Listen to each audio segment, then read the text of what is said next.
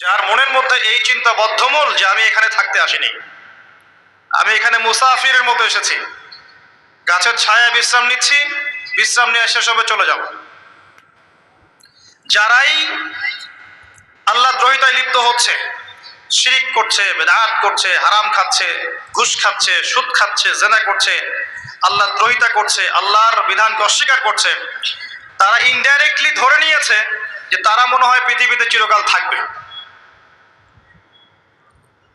কারণ যদি কিয়ামতের মাঠের কথা তাদের স্মরণ থাকতো, তারা কখনো এই কাজগুলো করতে পারতো না। পারতো? এবার আসেন, আল্লাহ পাক কলম সৃষ্টি করে তাকদীর লিখেছেন, অতএব তাকদীর নিয়ে প্রিয় ভাইয়েরা বিচলিত হবেন না। আপনার তাকদীরে যা আছে আপনি পাবেন, যা নাই কোশ্চেন কালেও পাবেন না, ফুল স্টপ।